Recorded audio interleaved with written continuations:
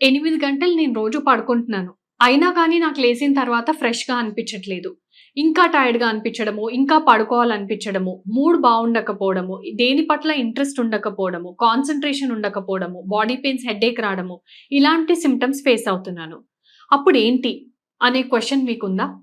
అయితే ఇది మీరు తెలుసుకోవడం చాలా ఇంపార్టెంట్. స్లీప్‌కి 6-8 గంటలు ఉండడం అనేది చాలా అవసరం. కానీ క్వాలిటీ కూడా అంతే అవసరం.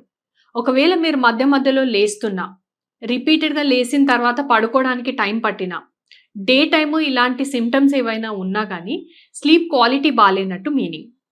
సో, వీటన్నిటితో పాటు గురక అనేది ఉంది అనంటే, అది అబ్‌స్ట్రక్టివ్ స్లీప్ యాప్నియా అనే ప్రాబ్లమ్ కూడా అయ్యే ఛాన్సెస్ ఉన్నాయి.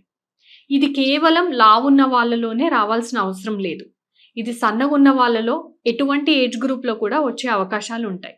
స్లీప్ యాప్నియా లో స్లీప్ క్వాలిటీకి one of the major reasons.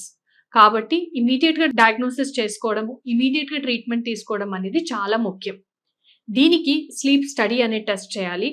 CPAP కానీ, సర్జరీస్ కానీ, వెయిట్ లాస్ కానీ, మయోఫంక్షనల్ ఎక్సర్‌సైజెస్ కానీ, ఇలాంటి వేరియస్ ట్రీట్మెంట్స్ మీకున్న సివియారిటీని బట్టి తీసుకోవాల్సిన అవసరం ఉంటది. ఈ ట్రీట్మెంట్ తీసుకోవడానికి ఒక pulmonologist, ENT surgeon, CPAP clinic, pop technician, so వీళ్ళందరి రిక్వైర్మెంట్ కూడా ఉంటది.